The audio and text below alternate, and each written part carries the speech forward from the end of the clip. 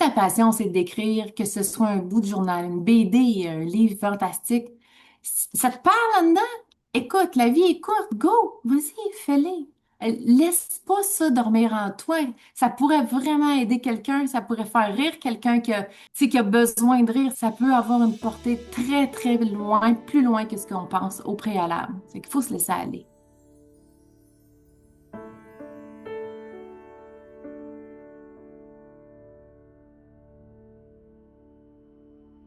Une nouvelle rencontre privilégiée, nouveau tête-à-tête exceptionnel dans le monde du phare des écrivains. Aujourd'hui, j'ai le plaisir, l'honneur de m'entretenir avec Manon Bisson. Bonjour Manon.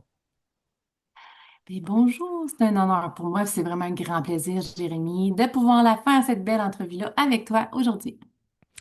Bon, et là, tous ceux qui allaient nous écouter, vous l'avez compris tout de suite. Puis c'est pas la première fois que je lui dis. Elle a une voix qui fait du bien. C'est comme un gros câlin. Alors profitez-en pour les minutes qu'on va passer ensemble.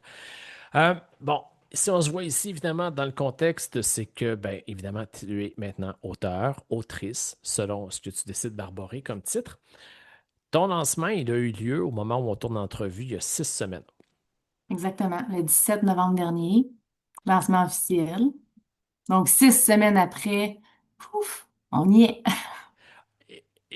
Alors, écoute, c'est ça, on va faire de l'ingénierie inversée, on va partir à l'envers pour revenir à l'endroit après. Yeah. 6 semaines après, et toi, ce qui est particulier, c'est que ton lancement était juste avant la période des fêtes, parce qu'après ça, il y a des festivités, il y a du monde, il y a plein de trucs, mais il y a comme un point de rupture dans la routine aussi, dans le quotidien, dans la normalité d'une année. Yeah. Euh, 6 semaines plus tard, dans quel état d'esprit es-tu? Ouf, oh ben là, rendu 6 semaines plus tard, ce qui est le fun, c'est vraiment d'avoir le feedback. Fait qu'aujourd'hui, je suis dans l'étape où est-ce que je reçois la rétroaction de ceux qui ont eu la chance de le lire pendant la période des fêtes aussi, parce qu'en plus, il s'est offert en cadeau, il s'est partagé au début du livre pour ceux qui vont avoir le privilège de peut-être lire ce beau livre-là. Euh, j'ai fait une petite note qui dit de le partager une fois l'avoir lu, puis ça a vraiment été écouté. Donc, 6 semaines, je pouvais pas m'attendre à ça au départ quand les premières copies ont été offertes, mais par la suite, je m'aperçois que j'ai un feedback extrêmement positif de gens à qui je n'avais jamais parlé, jamais vu, pris connaissance parce que mon livre a été partagé comme j'avais demandé qu'il le soit dans la première page du livre. Donc aujourd'hui, c'est plus grand que ce que je m'attendais. Puis je vois ça, mais c'est 6 semaines après. Donc j'imagine dans 10, dans 12 semaines encore, est-ce qu'il va avoir la même portée? Je ne le sais pas, mais à date, je suis agréablement surpris. Je ne m'attendais pas à ça du tout. Avais-tu des attentes? On s'en fait toujours un peu, je pense, à Jérémie, des attentes. Mhm. Puis des fois, est-ce qu'ils sont logiques ou pas? Moi, au départ, j'avais peur. Tu sais, on se l'est déjà dit, je me considérais pas une auteure. J'avais le besoin, le désir d'écrire quelque chose. C'était vraiment fort en moi. Je me suis dit, vu que c'est sur ma liste de choses à faire dans ma vie, je me dois de me faire ce cadeau-là. Ce que j'ai fait, mais tout le long, au début, là, chaque mot que je déposais, il fallait vraiment que je tasse le petit démon sur mon épaule qui disait, t'es pas un auteur, t'es pas un auteur. Jusqu'à temps que je vous rencontre, puis que là, à un moment donné, on a construit ça ensemble. Vous m'avez aidé à m'accompagner, à me dire, non, regarde, t'as des choses, t'as quelque chose, puis vous m'avez donné cette validation-là. Ça me renforçait un sentiment un petit peu plus profond de dire, non, non, je suis capable de me rendre jusqu'au bout de ce projet-là. Puis maintenant que je l'ai dans les mains, puis que je le vis, puis que j'entends la rétroaction des gens qui l'ont lu, je peux me considérer un petit peu plus auteur que ce que je pensais que j'étais, tu sais. Peut-être même pour en faire un deuxième éventuellement. Le projet, il est là, il est sur la tablette, et je le médite, je le mijote, ça va venir. Mais en ce moment, je savoure pleinement ce que mon premier livre éphémère m'apporte aujourd'hui. Ah, tu sais comment c'est? Je commence à me considérer un petit peu plus. Mais il est fait. Donc, techniquement, j'ai le titre d'auteur parce que il est fait. J'en ai un. Mon nom est écrit dessus. Donc, oui, je suis une auteure. Mais dans la tête, le temps de s'approprier ce nouveau mot-là, ça m'a pris un certain temps d'être capable de le dire un petit peu plus fluidement, puis d'y croire, vraiment. Tu vois, moi, je l'ai vécu d'une certaine façon. Puis là, c'est la première fois que je vais poser la question, mais est-ce que le fait d'ajouter à son identité le titre d'auteur, ça a changé quelque chose? Ou ça change quelque chose? Ou c'est supposé changer quelque chose? Ou on espère que ça change quelque chose? Oui, ça change quelque chose parce que maintenant, mon message a été publié. Puis c'est des auteurs qui publient une intention, un message, que ce soit dans un roman, du science-fiction, peu importe. Moi, c'est sûr que c'est dans la partie bien-être, puis bon, j'avais des mots à dire. Euh, Ça change quelque chose je pense aussi dans l'optique des autres. La façon de dire, est-ce que je m'en vante? Je veux pas m'en vanter mais je suis fière de le dire aujourd'hui quand même, malgré c'est un cheminement entre le moment où je pense pas à l'être, puis d'accepter que je le suis, une auteure, mes mots se partagent, la rétroaction, comme j'ai dit, elle est là. Oui, ça change vraiment quelque chose. J'ai une portée différente.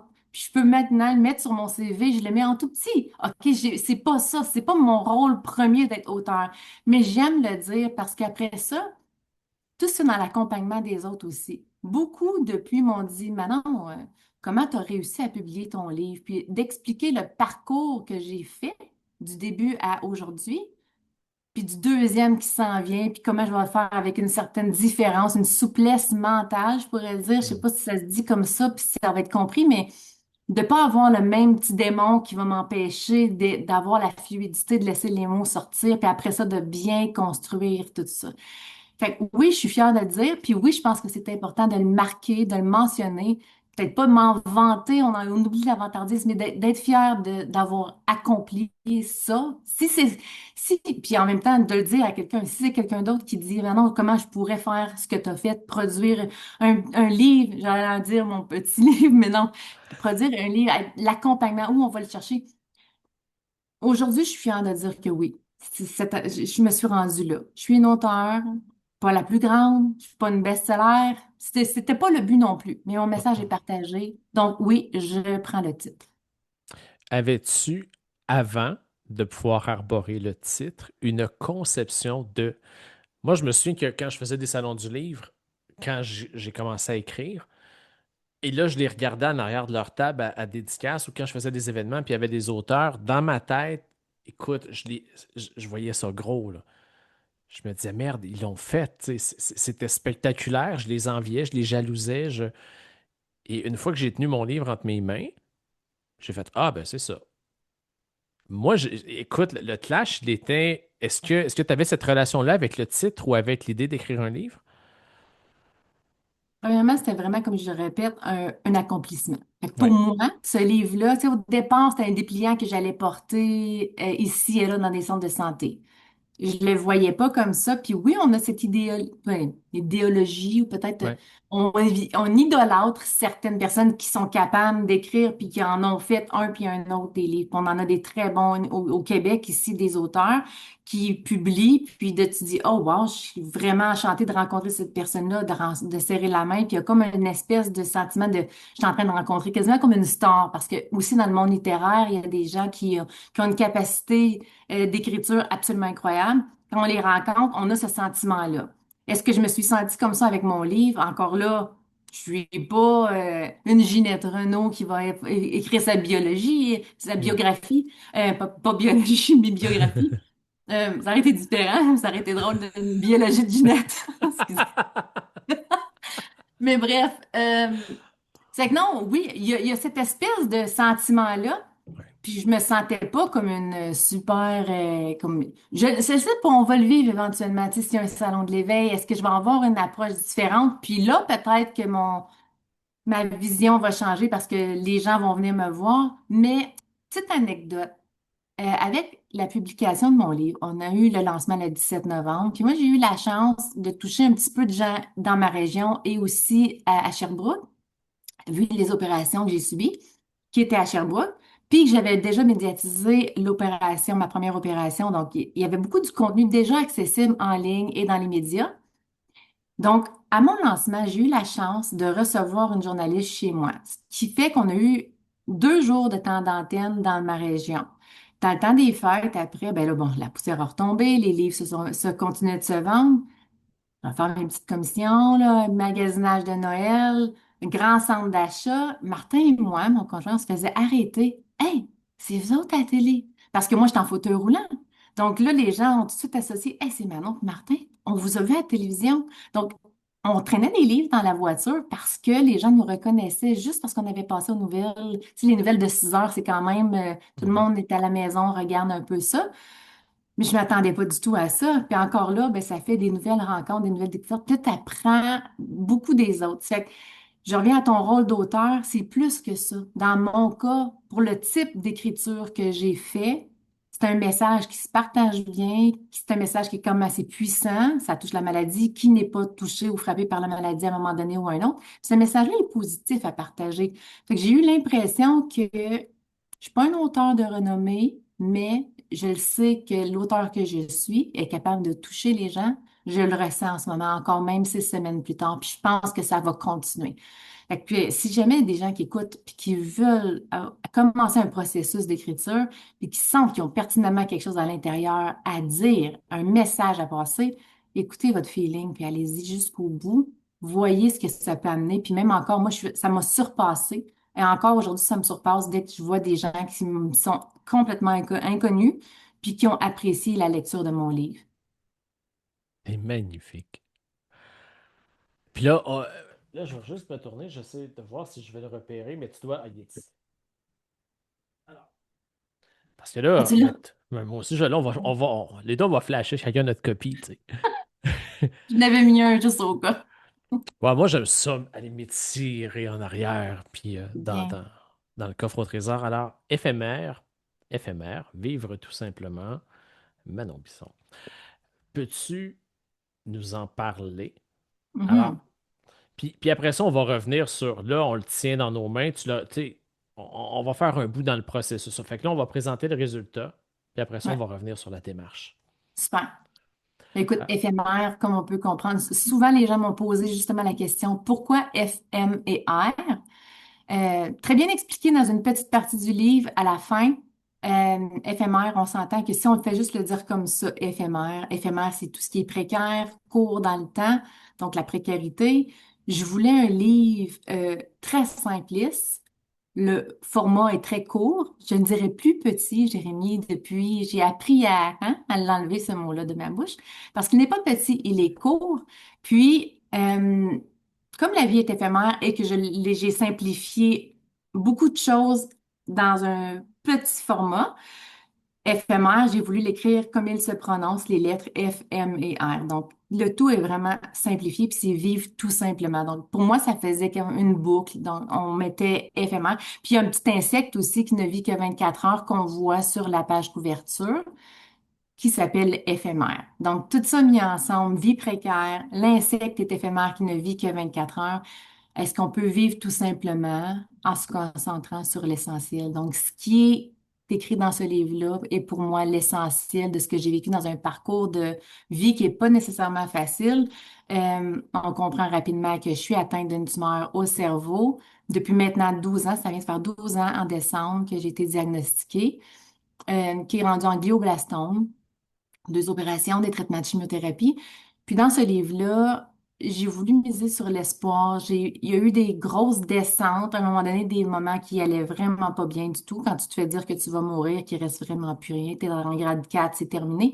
Puis on s'entend qu'un cancer du cerveau, il n'y a pas de rémission possible, là. Présentement, la médication est la même, les protocoles de soins sont les mêmes depuis les derniers 20 ans. Donc, on reste au statu quo. Je fais partie des bizarres, des chanceuses, on peut le nommer comme on veut, qui est encore en vie 12 ans post-diagnostic. Mon parcours est différent. C'est pas médical, je le mentionne au départ dans le livre, parce qu'il faut quand même pas. J'ai fait des refus de traitement, puis tout ça, c'est écrit dans le livre, mais je touche pas. J'effleure les sujets. Je pense que c'est important dans le livre de mentionner que j'ai une bonne équipe de soins, j'ai des alliés dans mon parcours de guérison.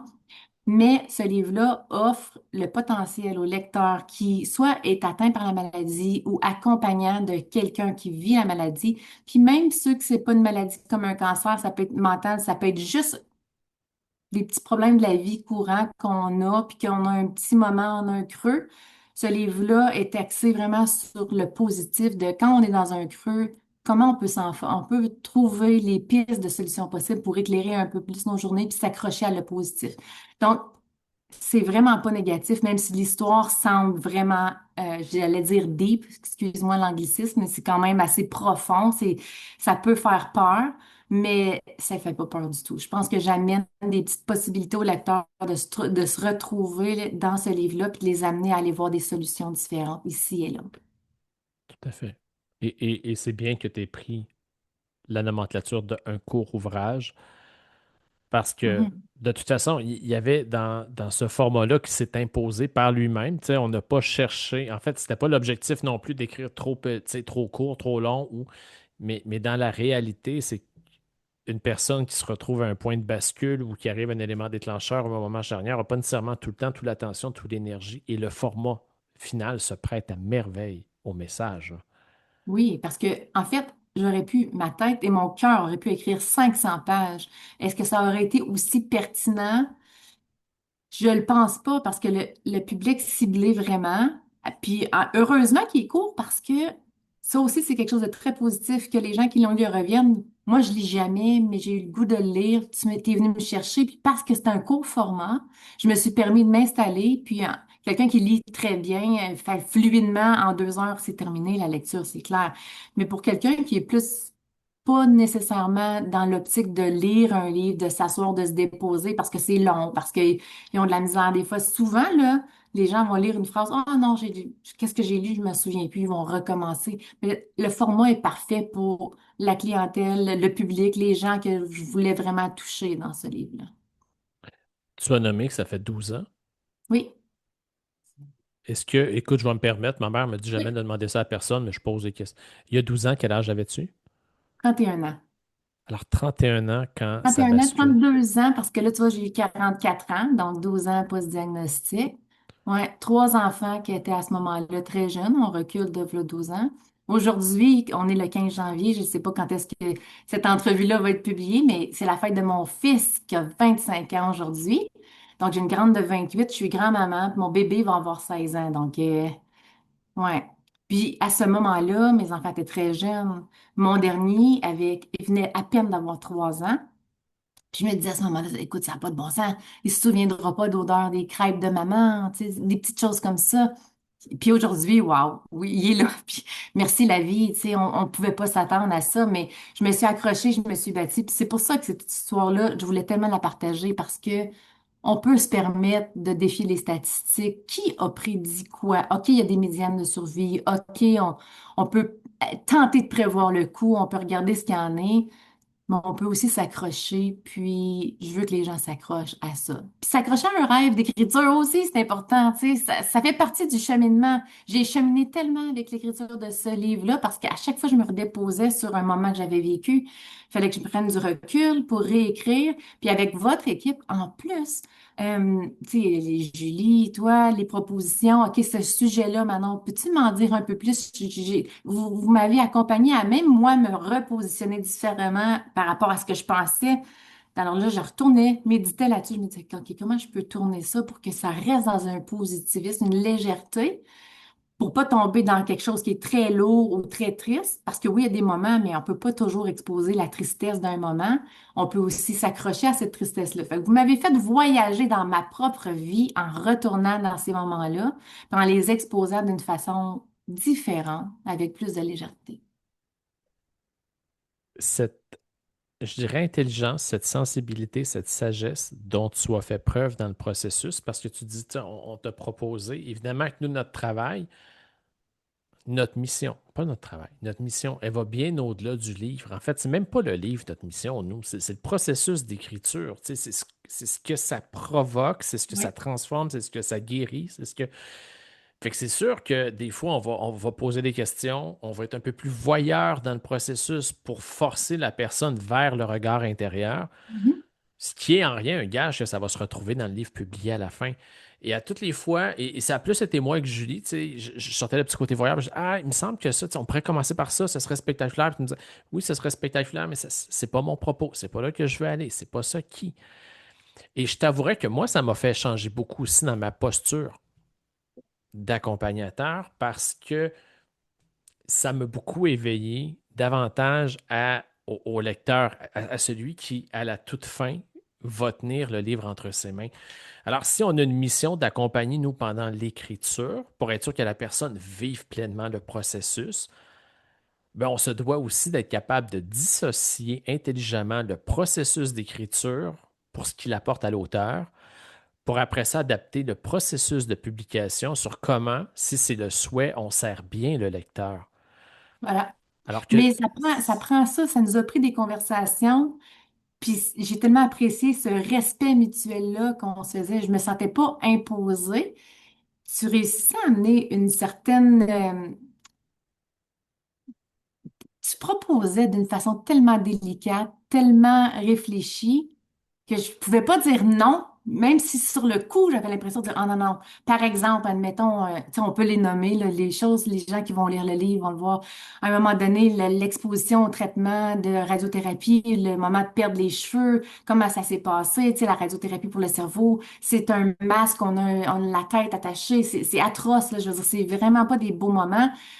Puis à un moment donné, vous m'avez demandé, allez, vas-y là-dedans, comment c'était l'opération? Comment ça a été la chimio?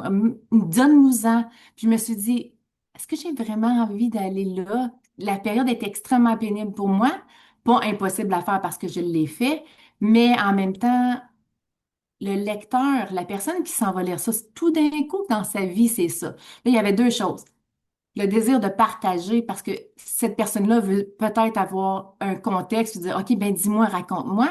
Mais en même temps, si je commence à dire, ah, c'était tellement dur, c'était tellement pénible, peut-être que pour cette personne-là, ça a de l'expérience d'être complètement différente. C'est que j'ai essayé d'apporter certains points de deux façons. D'une façon que j'aurais aimé le recevoir, en y mettant un peu de délicatesse, de souplesse sur les mots durs, parce que cette personne-là va peut-être avoir une expérience complètement différente à la mienne.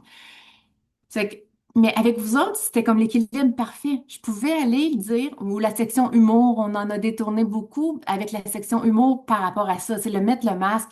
Pour moi, c'était atroce, mais après ça, ben, on a mis dans le livre que je ressemblais à Jason dans Halloween, ou tu sais, des choses comme ça. C'est tous des petits.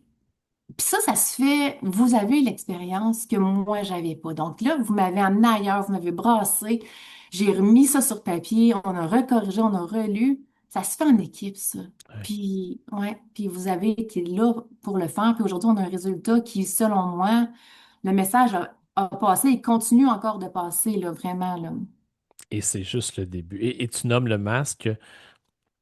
Mon frère, en fait, ma nièce, Ariane, a eu un cancer, a eu la leucémie à 3 ans, à 2 ans, Mm. diagnostic. Puis la seule fois où, honnêtement, moi, j'ai brisé de l'intérieur, c'est quand on m'a présenté le masque Ouais. et qu'on s'imagine la petite carcasse et tout le truc. Tu sais, c'est pour ça que quand tu avais nommé à l'époque, moi, ce souvenir-là est revenu, mais fois 1 million. Et c'est pour ça que quand tu dis, ah, j'ai pas tant le goût, puis tu sais, tu vois, je me suis rendu compte que non, tu n'avais pas besoin, parce que juste de nommer le masque, moi, aurait activé ma mémoire, mon expérience. J'ai pas besoin que tu me racontes comment toi tu l'as vécu. Tu sais, j'ai Exactement. déjà une mémoire associée à. euh, et ça, ben, c'est ça. Alors, tout dire sans rien dire ou sans juste, puis laisser la place à l'autre d'accueillir. Euh, c'est un livre actuellement. Quand Et puis je me souviens que ça a fait quand même partie du discours au début. Tu sais, on l'entendait, puis tu l'as nommé tout à l'heure aussi. L'intention initiale, là, avant que ça devienne un. Ah, attends, non, c'est pas vrai. Je reformule. On a le droit de tout reformuler. Oui. Parce que je ne voulais pas l'échapper. 31, au tournant de 32, le diagnostic arrive. Ouais.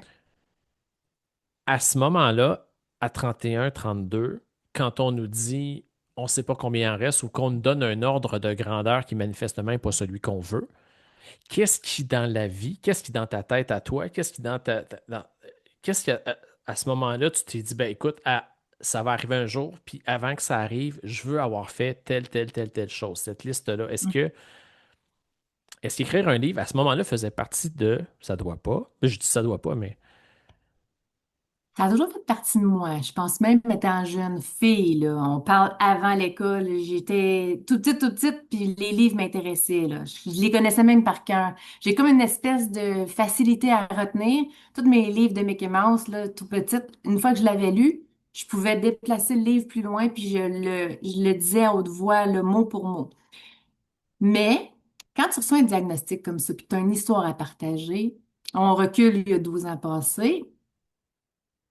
Mon plaisir ou mon désir d'écrire un livre était là, mais ça aurait été un livre de quoi? Puis si j'avais écrit ce livre-là par rapport à l'annonce du cancer, dans mon cas, le cancer cérébral, oh là là, non, non, il fallait absolument ce 12 ans-là de vécu pour être capable de déposer ces mots-là. Je pouvais pas inventer, sinon il n'y aurait pas eu de ressenti. Il fallait, pour avoir un ressenti, il fallait l'avoir vécu, puis il fallait être capable d'avoir fait une certaine paix avec ça aussi, puis le déposer comme il faut vraiment sur papier, puis le réfléchir, puis le revivre. Sinon, il n'y aurait pas eu la même portée. Parce que ce que j'ai eu au début, c'est la peur, c'est l'angoisse, tout ça. Mais à un moment donné, tu te dis, OK, on va tout finir, excusez, les mots vont être durs, mais on va tout finir par mourir. Puis moi, ben, mon temps, techniquement, selon les médecins, selon l'approche qu'ils viennent de me dire, j'en ai pas pour plus que 5 ans. Maximum, ça, c'est si je fais tous les traitements. Puis à ce moment-là, là, j'étais encore un peu trop bien dans mon corps physique pour penser que j'ai une tumeur au cerveau. J'étais pas dans le déni, je le savais. Je le savais tellement que j'étais tellement pas prête puis que je me suis dit non, je prends aucun traitement. Fait que pendant les 5 premières années du diagnostic, j'ai fait ma vie au meilleur de ce que je pouvais faire rendu là. J'étais encore capable de marcher fonctionnel 100%. J'avais pas de traitement, j'avais pas trop de crise d'épilepsie, tout allait bien. C'est après, quand le docteur a dit après 5 ans, là, il faut que ça se fasse. On y va, t'as pas le choix, ça commence à prendre l'expansion, puis là, ça commence à perdre, puis si on attend trop, ben, ça sera pas bon. Encore là, j'ai accepté une opération, mais pas les traitements. Fait que tout ça pour dire que il s'est passé beaucoup de temps en 12 ans. Si j'avais voulu écrire mon livre avec la même intention, la même portée, le même message à livrer, il y a une dizaine d'années versus aujourd'hui, au moment où je l'ai fait, il n'y aurait pas eu ce livre-là. Il n'y aurait pas eu des gens qui auraient voulu peut-être avoir la même intention de recevoir ce message-là. Je pense qu'aujourd'hui, mon vécu, puis il y a aussi une façon que je me suis appropriée mon cas malade, en étant malade, mais pas malade. Je suis pas encore dans le déni. Ce que je veux dire par là, c'est que oui, j'ai un cancer du cerveau. Oui, je suis très, très, très assumée dans tous mes choix et mes décisions aujourd'hui. J'ai encore fait des refus de traitement, ce qui je suis pas fière de l'annoncer. Moi, je dis aux gens, écoutez votre équipe soignante, puis écoutez votre feeling intérieur. Mais en termes de livre, quand je l'écris comme ça dans mon livre, je suis fière de pouvoir le dire. J'ai écouté mon cœur, puis mon feeling m'a jamais trahi, jusqu'à même à publier mon premier livre, tu sais, au bon moment. Parce que non, c'est comme le mariage. Je fais, je fais, je fais l'analogie entre mon mariage puis ça. Si je m'étais mariée 4 ans avant le jour que je m'étais mariée, au moment où je me suis mariée, ça n'aurait pas fonctionné, on n'aurait pas été ensemble. Le moment parfait était les années plus tard. Ça a pris 11 ans avec mon mari avant qu'on se dise oui pour finalement se séparer après. Mais c'est que ça, c'est une autre histoire. Non, non, elle est encore très présente dans ma vie, mais c'est le père des enfants. Justement, c'est ce qui a apporté la séparation, la maladie. C'est aussi nommé dans le livre parce que mon ex-conjoint m'a donné la permission d'en parler. Fait que quelqu'un qui va lire va comprendre aussi que des fois, on a des décisions à prendre, puis ça en faisait partie d'une. Mais encore là, j'aurais pas pu écrire ça il y a 12 ans passés parce qu'on n'était même pas là. La connexion de mon ex, on n'a peut-être pas réussi le mariage, on a réussi notre vie de parents, on a réussi plein, plein, plein de belles choses ensemble, malgré la maladie. Tu sais. Quel bout du livre qu'on a la chance de tenir entre nos mains aujourd'hui aurait fait le plus de bien à la Manon qui vient de recevoir son diagnostic? Hormis le fait qu'on peut vivre plus longtemps que les pronostics. Ouais. Quel bout du livre. Écoute, il y en a plein. Je pense que de un, l'accompagnement. Quand on ouvre les premières pages, la préface de Martin m'a ouvert les yeux. Comme pour ceux qui vont le lire, mon amoureux est exceptionnel, vraiment dans son accompagnement, puis tout ça. Puis en l'écrivant, quand lui me l'a écrit, je l'ai mis là, puis je me suis dit, waouh, Ça, c'est maintenant lui qui fait partie de moi. Puis ce projet-là, si Martin n'avait pas été un accompagnant du début à la fin, puis qu'il ne serait pas aussi présent dans l'encouragement, parce que moi, je me faisais pas confiance au départ, en partant, ce livre-là, il vaut beaucoup, beaucoup, beaucoup à Martin aussi. Son accompagnement, sa présence est incroyable. Après ça, la Manon qui a eu peur d'écrire irait probablement dans la partie à la fin où est-ce qu'on parle de spiritualité, on parle de feeling, on dépose vraiment quelque chose d'autre. Fait que, outre la maladie, il y a quelque chose de différent où est-ce qu'on peut se retrouver à l'intérieur de soi. J'effleure encore. Puis c'est difficile aujourd'hui, en 2026, d'arriver puis de mélanger. Il y a tellement de choses sur la planète qui sont tout croches en ce moment. On les nommera pas parce qu'on finira pas. Euh, mais on sait ce qui se passe. La précarité pour tout ce qui est la guerre qui se passe partout. Les systèmes de santé qui sont absolument débordés. Ça va pas bien. Pareil pour l'école. Pareil pour moi, je suis fonctionnaire en ce moment. Ça va pas bien non plus. On dirait que ça va mal partout. Je me suis dit, ah. Fait que dans ce livre-là, beaucoup, je mets à plusieurs endroits de l'emphase sur, on peut-tu focuser sur la simplicité, sur les relations? Fait que chaque passage où est-ce que je dis, retrouve ton toi intérieur, connecte-toi aux gens que t'aimes et qui t'aiment, partager ces beaux moments-là. Puis c'est un petit peu partout dans le livre. Fait que quelqu'un qui veut vraiment aller trouver ces petits messages subtils-là d'amour, de besoin de s'entourer de positif, puis d'être capable de partager, puis de vivre dans le non-jugement, puis de s'accrocher, oui, à une certaine forme de spiritualité sans nécessairement y donner un nom. Ça peut être Dieu, Allah, Bouddha, Jéhovah, tu peux l'appeler Louise si tu veux. La source, peu importe. Une plante verte, ça peut faire l'affaire.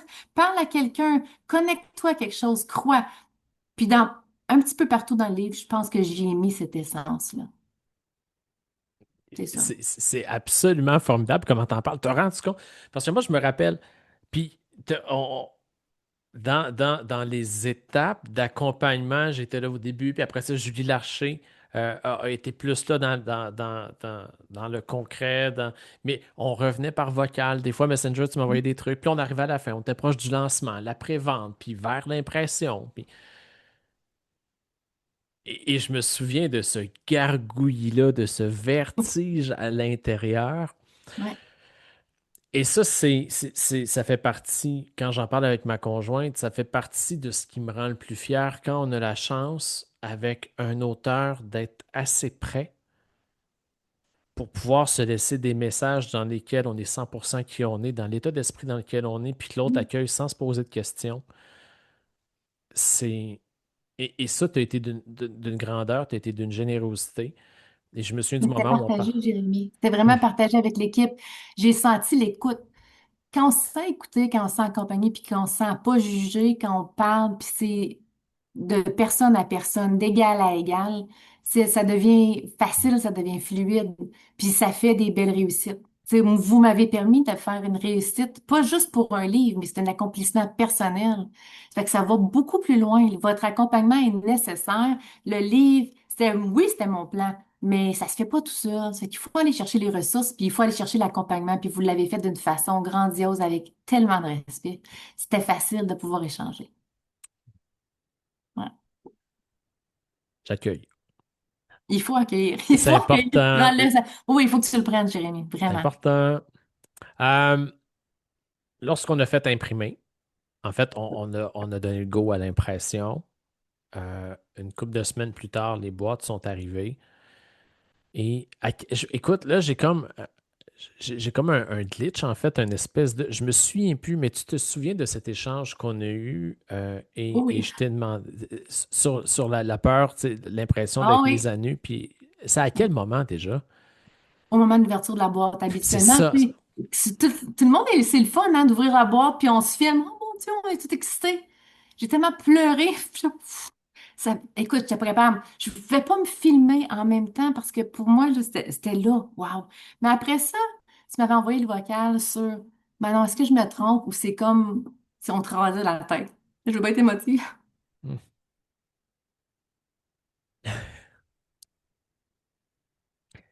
Puis, C'était je, ça.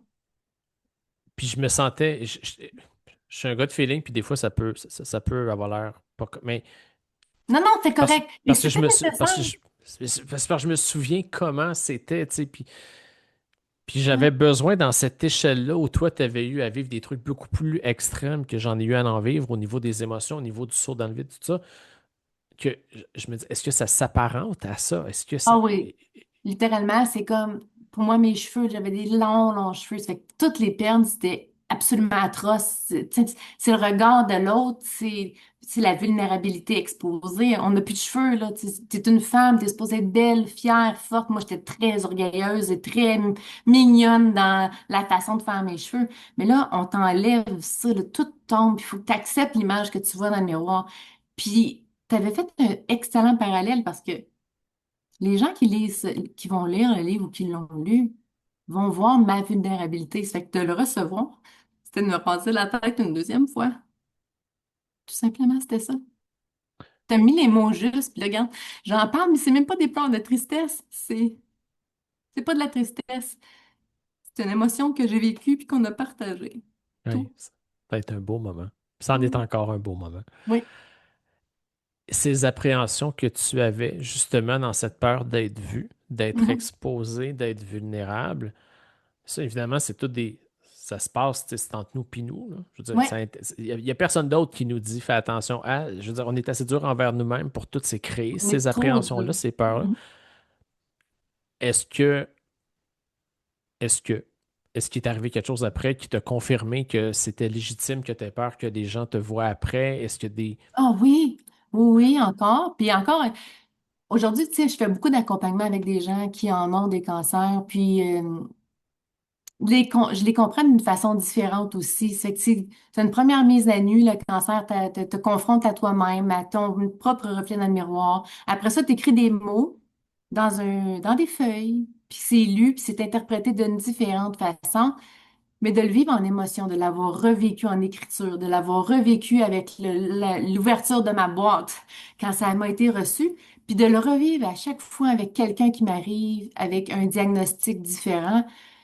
Moi, j'ai grandi dans ma façon d'accueillir les autres, puis aussi dans ma façon de me montrer. En démontrant ma vulnérabilité, j'ouvre la porte à ce que quelqu'un puisse venir m'offrir la sienne aussi. Fait que c'est un échange qui est constant. Ça fait que oui, ça s'est fait avec vous, mais là, ça continue de se faire, puis c'est pas prêt d'arrêter. Puis que ce soit n'importe quel sujet. Tu sais, moi, on est dans le bien-être, c'est une histoire qui est plate, c'est un cancer. Ben, on peut faire la même chose avec un roman, avec du fantastique, avec du scientifique. On peut aller toucher les lecteurs de la même façon en partageant ce qu'on a besoin d'écrire, de la façon que la personne va le recevoir. Puis il y a comme un respect qui finit par s'installer entre l'auteur et le lecteur. On s'est mis ensemble au même niveau, à la même page, puis on s'est compris là-dedans. Puis si tout le monde pouvait juste se rejoindre à un certain moment donné, que ce soit dans le fantastique, dans un livre d'amour, dans un livre de bien-être personnel, de développement, pourquoi qu'on le ferait pas? Tu sais, c'est un échange entre l'auteur et le lecteur. Puis ça, là, c'est un cadeau, là, comme wow. Puis il faut le faire avec la vulnérabilité, que ce soit triste ou pas, le fun ou épeurant Mhm. ou fascinant, peu importe. Là, laisser aller sa créativité, puis cette vulnérabilité-là, en plus, là, c'est un mélange parfait. Tu sais, tu les as nommés, puis ça m'a fait sourire parce que là, moi, évidemment, il y a des trucs qui montent, puis parce qu'on accompagne des gens, tu sais, dans des ouvrages jeunesse, il y en a qui vont Mhm. faire des romances, il y en a, mais on reçoit aussi des nouvelles coquines des fois, tu sais, et ça fait partie du même processus. Et je me suis rendu compte l'été dernier, alors que j'étais en vacances avec ma femme, j'écoute des audiobooks, puis je suis tombé sur la vie d'Al Pacino. Et Al Pacino, parce qu'il fait la lecture de sa bio, c'est fascinant. Et il nous raconte que la première fois qu'il est monté sur les planches au théâtre pour livrer une performance, et il dit, écoute, je me suis senti nu, observé, disséqué, analysé. Ah Et oui, là, je l'écoutais, j'ai mis sur pause et je me suis dit, merde, si Pacino, qui est sur scène et qui livre un texte, se sent aussi vulnérable, ben, ça peut juste être 1 million de fois plus normal que quelqu'un qui se lance dans l'écriture d'un livre se sente encore plus vulnérable. On récite pas un texte, on lui donne vie. C'est une partie de nous qu'on laisse là, là. exact, exactement. C'est, Oui. moi, je trouve ça beau. Ça n'a Alors, pas c'est de normal. mots, c'est beau. Puis ce partage entre justement, tu sais, t'as un public puis la personne avec qui ça sort. C'est que moi, ce livre-là, Bon, c'est mon premier. Le deuxième va peut-être être moins profond, mais non, aussi profond, mais peut-être moins personnel, plus élargi. Tu l'auras en main bientôt, le manuscrit. Mais, tu sais, ça me permet une certaine ouverture. Puis cette vulnérabilité-là, peut-être que je la mettrai pas de la même façon si je continue d'écrire des petits mots ici et là. Mais bref, faut le faire une première fois. Faut se montrer à nu. Faut avoir cette capacité-là. Écoute, la vie est tellement courte. On peut-tu. Puis les bonnes personnes vont lire, les bonnes personnes vont revenir avec un feedback positif. Puis ça qui, c'est négatif, ça se peut que ça n'ait pas été reçu de la même façon pour cette personne-là. À date, moi, j'ai été chanceuse, j'ai pas eu de commentaires négatifs. Je vois pas non plus qui pourrait faire un commentaire négatif. Mais on sait jamais. Il y a tout le temps quelqu'un qui finit par critiquer, qu'elle soit une critique positive, constructive ou négative. Moi, je préfère les constructives, là. Mais les positives, ils sont toujours les bienvenus. Mais j'aime beaucoup les constructives parce que ça nous permet d'aller un petit peu plus loin. Mais c'est ça, c'est un échange. Fait entre l'auteur, le public qui a lu, le lecteur, là, pour moi, ça a été vraiment une super belle expérience, tellement que je vais la recommencer. Et là, c'est le fun, tu me titilles parce que je n'étais même pas au courant, fait on aura la chance de s'en reparler. On te laisse vers la conclusion tranquillement. Ouais. C'est des courtes rencontres, hein, parce qu'après ça, on veut que les gens, évidemment, aient te découvrir. Il faut qu'ils te lisent, puis ils te suivront, puis ils t'écriront, puis ils feront ce qu'ils ont à Mhm. faire. Euh, puis t'es pas obligé de me dire oui, ça a changé de quoi, mais le fait que tu sois allé au bout du projet, est-ce que tu as l'impression que ça a changé le regard, par exemple, que peut avoir ton conjoint sur toi, tes collègues de Ah, travail, les membres de ta famille? Est-ce que ça a changé quelque chose? mon Dieu, énormément, oui. Ben, ma famille proche me connaissent comme ce que j'ai. Mais ce que ça a apporté comme changement, surtout dans mon réseau très, très proche, euh, c'est pas quelque chose qu'on dit quand t'es pas auteur. C'est pas mon travail, tu sais. Je fais plein d'autres choses. J'ai beaucoup d'amis, beaucoup de connaissances, beaucoup de familles. Quand ils ont lu, ils ont dit, oh mon Dieu, j'ai des tantes qui m'appelaient en pleurant, pas capable de dire un mot. J'ai des lecteurs que je connais aucunement qui pleuraient. Puis je me suis dit, ça a changé quoi pour eux? La plupart des messages disaient, je pensais jamais de te lire avec autant de profondeur. Je pensais pas que tu avais la capacité d'écrire aussi. Tu sais, ils me connaissent comme étant une personne extravertie qui dit ce qu'il pense, qui a pas peur de démontrer ses émotions.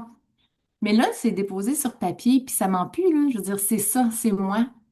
Fait que ma famille qui m'ont dit, hein, mes sœurs, hey, c'est ma sœur, la fierté de dire, regarde ça, c'est le livre à ma sœur. Mon père qui partait avec des dizaines de livres. Mon père est retraité, puis il prend des marches. Il marche à peu près 5 à 10 kilomètres par jour, puis il y a un réseau là, de gangs retraités. Il amenait les livres, puis là, tout le monde, il donnait la fierté qu'il avait de dire, ça, c'est le livre de ma fille. Puis là, les gens qui me ramenaient ça, qui me disaient, hey, ton père m'a partagé le livre, waouh, c'était super. Les gens, là, mes collègues de travail qui ne savaient pas du tout, il y en a avec qui n'étaient même pas au courant que moi, je travaille à temps plein là, depuis toujours. Puis, ils ne savaient même pas que j'avais un cancer. Parce que là, quand ouais, j'ai pas exposé ça. Tu sais, j'étais pas quelqu'un qui exposait la maladie nécessairement. Mais là, tu publies quelque chose, puis là, le mot se passe. Mais là, à un moment donné, OK, ouais, t'as écrit un livre, c'est quoi? Ouais, ben là, t'es obligé de la raconter, là. J'ai un cancer du cerveau. Ah, toi, t'as un cancer du cerveau? Puis, j'étais une employée qui est très, très le mot en français, on dit quoi quand on est workaholic, là, qu'on travaille trop? Un peu trop investi dans son travail. Un peu trop investi dans son travail, ça va être ça qu'on va le dire comme ça? Je suis ce genre de personne-là. Puis même en traitement, j'ai pas manqué aucun traitement, donc voilà pourquoi. Mais des fois, il faut apprendre à se déconnecter aussi, là. Faut pas devenir fou, mais j'étais l'espèce de folle qui allait faire son traitement, qui revenait travailler. Donc les gens n'ont pas vu. À un moment donné, j'ai tombé, puis c'est expliqué aussi dans le livre. À un moment donné, il a fallu que je me donne un temps d'arrêt. Fait que c'est ça. C'est l'impact sur les collègues de travail à qui je ne l'avais pas dit, puis qu'après ça s'aperçoivent, oh mon Dieu, ah ouais, tout ce temps-là à travailler avec toi, tu nous as jamais dit, ça n'a jamais paru, mais que là, tu déposes quelque chose, mais là, tous mes collègues en ont acheté. Fait que là, mes collègues, mes gestionnaires, ma grande directrice, tout le monde a acheté le livre. Maintenant, ben, c'est ça. Fait que ça a eu un impact majeur parce que j'en parlais pas. Ben, ça a pris de l'ampleur, c'était démesuré même pour le lancement, ça m'a dépassé. J'avais réservé, malheureusement, vous n'aviez pas pu, on n'avait pas de la belle température, puis c'était pas le bon moment. Mais les gens qui se sont déplacés, moi, j'ai pris une petite salle. Je m'étais dit, OK, la réception peut contenir à peu près une cinquantaine de personnes. Puis, c'était super beau endroit, là, vraiment assez, je dirais, bistrot lounge, là, tu sais, comme laid back, c'était relax, belle musique d'ambiance, bon petit repas, prendre un petit verre avec tout le monde. Puis, assez urbain, la place était pleine, pleine, ça faisait la ligne. J'ai pas compris ma vie. À chaque fois que je dédicaçais un livre, les gens étaient en avant de moi, puis j'étais comme, voyons. C'est là qu'on réalise l'impact que moi, je croyais pas avoir, puis que là, finalement, c'est plus de 80 personnes qui sont venues, les livres vendus. Écoute, c'était incroyable. Puis c'était plus juste ma famille, là. C'était quelqu'un qui a passé le mot à quelqu'un d'autre, qui a passé le mot à quelqu'un d'autre. Ça fait que le message s'est partagé. C'était en dehors de papa, maman, mes sœurs, mes amis proches, là, qui sont fiers. C'était des inconnus qui venaient me serrer la main puis qui me disaient merci pour ton beau partage. Ça change quelque chose, hein. Ça change beaucoup. Ouais. Mais les photos étaient très parlantes de ton événement Aussi. quand tu les as déposées. On voyait qu'il se passait quelque chose. C'est pas le genre de soirée où on se repose, manifestement. Euh, Ah, moi, ça m'a donné une dose d'énergie, là. ah oui. J'étais pas capable de dormir après pour quelques heures, là. Tellement qu'il y avait du monde que j'étais obligée de parler à tout le monde en même temps. Je m'étais commandé un repas. Moi, je pensais là, d'avoir le temps de me déposer, prendre mon petite gorgée de vin rouge, puis en prenant mon petit repas. Mon repas est arrivé. Je l'ai mangé 2 heures et demie plus tard, froid.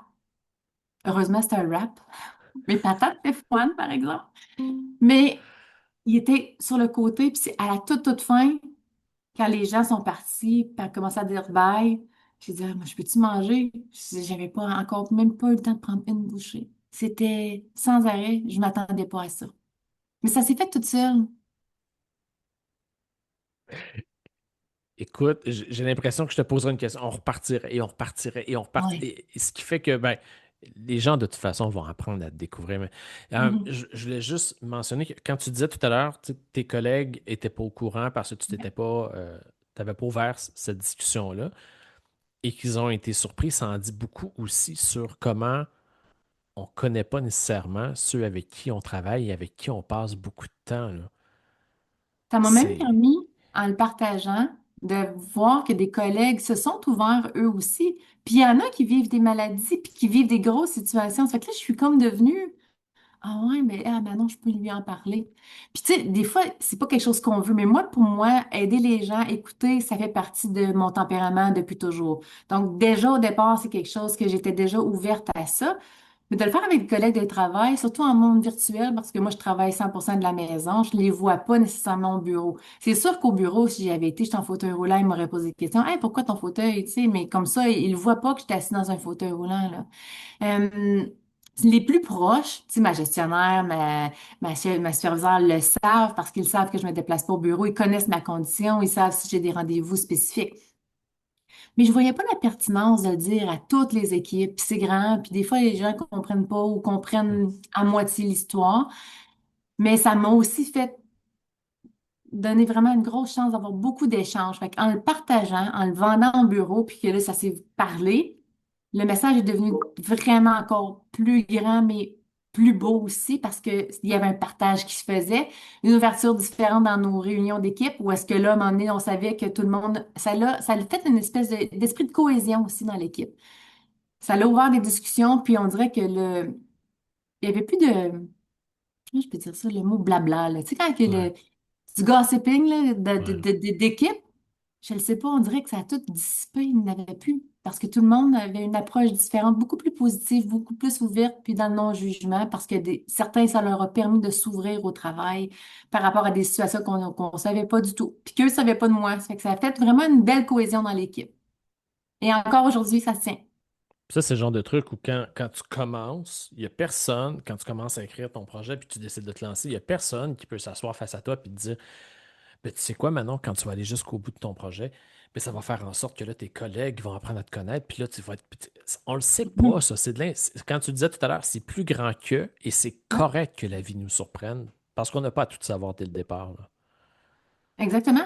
Puis je pense que ça fait partie du processus, puis du plaisir d'écrire aussi. Peu importe le type d'écriture, on se lance dans quelque chose qui au final, on ne connaît pas nécessairement le résultat. On l'espère, on le visualise, on le travaille, mais on ne le connaît pas. Puis des fois, dans mon cas, ça m'a dépassé, heureusement, d'une façon extrêmement positive, mais j'aurais pas pu garder ça pour moi. Puis tu sais, je pense que c'est marqué aussi sur la page du Gardien de Phare. Euh, un de mes auteurs que j'adore beaucoup, c'est Wayne Dyer. Puis Wayne Dyer, une parole en anglais, je vais la citer en anglais parce que c'est plus facile de juste la traduire, mais comme Don't die with your music still inside. Tu sais, on comprend que ça fait partie de ces 10 leçons de vie, mais comme ne meurs pas avec qu'est-ce qui te fait vibrer en dedans de toi. Si ta passion, c'est d'écrire, que ce soit un bout de journal, une BD, un livre fantastique, si ça te parle en dedans, écoute, la vie est courte, go, vas-y, fais-le. Laisse pas ça dormir en toi. Ça pourrait vraiment aider quelqu'un, ça pourrait faire rire quelqu'un tu sais, qui a besoin de rire, ça pourrait, écoute, ça peut avoir une portée très, très loin, plus loin que ce qu'on pense au préalable. C'est qu'il faut se laisser aller. C'est donc généreux. Maintenant que tu as déposé toutes ces belles paroles à Ouais. l'intention des gens qu'est-ce que je peux, au nom de toute l'équipe et des personnes qui nous écoutent, qui vont nous écouter, qu'est-ce qu'on peut te souhaiter de plus beau pour ce Ah, qui s'en vient pour toi, là? vraiment, la santé, hein, ça n'a pas de prix. Mais aussi, continuer des belles rencontres. Tu sais, moi, je vois mon été s'en venir. J'aspire au Salon de l'Éveil. J'aimerais ça être capable de participer à un ou deux Salons de l'Éveil en 2026. Être capable d'aller serrer la main de quelqu'un qui peut peut-être soit vouloir écrire, puis d'y donner cette passion-là, dire, regarde, vas-y, laisse tomber ton petit démon, puis fais-le pour toi. Si c'est pas 100 personnes qui vont acheter ton livre, au moins, tu vas avoir le sentiment d'accomplissement. C'est que d'abord, oui. Fait que la santé, puis être capable de faire des très belles rencontres pour 2026, puis être capable de continuer d'accompagner ceux qui en ont besoin. Moi, je le fais beaucoup dans l'ombre puis partager un message d'amour. Ça fait que toutes les gens qui vont avoir écouté cette entrevue-là, aimez-vous donc. Faites ça dans la simplicité, dans le non-jugement, puis écoute ton feeling. C'est un projet. Vas-y, go, fonce. Alors, sache que moi, je t'aime beaucoup, beaucoup. Mais moi aussi, Jérémy, beaucoup, beaucoup, beaucoup. Caroline, merci énormément, Manon, pour C'est cette vraiment un entrevue. plaisir pour vrai, là. Et j'ose espérer que dans le temps, c'est le genre de truc que je me souhaite et que je ne peux pas me promettre mais j'aimerais donc ça pouvoir refaire un deuxième tour de piste à la caméra avec toi dans un an pour qu'on puisse venir voir, tu sais, comment grand déjà c'était et comment grand c'est, encore plus grand c'est devenu par la suite. Euh, On le fait pas? Parce que on- peut-être on aura un deuxième livre. Peut-être. OK, alors c'est ça. Je peux prendre l'engagement de te recevoir si je sais que tu prends l'engagement d'écrire, mais on ne le dira pas officiellement parce qu'on ne veut rien brusquer. C'est parfait comme ça. Puis on veut pas de si. On veut des on va. Alors, Nous allons. nous allons, tout Voilà. simplement. Tout Merci beaucoup. simplement. Merci Ça me fait beaucoup, vraiment Manon. plaisir, Jérémy. Beaucoup. Puis à toute l'équipe aussi, je vous embrasse. Un gros, gros, gros câlin de minimum 20 secondes, hein, ça, l'ai dit. Les câlins, c'est important. 20 secondes minimum. 20 secondes. Et nous, ben écoute, assurément qu'on se revoit au Salon d'éveil dans pas bien long. Alors, à ceux qui nous écoutent, ben il y en a un en février 2026, il y en a un au mois d'août 2026 et il y aura d'autres occasions. Puis ça, ben, venez nous suivre, suivez-nous, puis vous allez tout savoir ça. Fait qu'un grand merci à Manon, un grand merci à tous et ben, à très bientôt. Bonne santé tout le monde. Bye bye. Bye bye.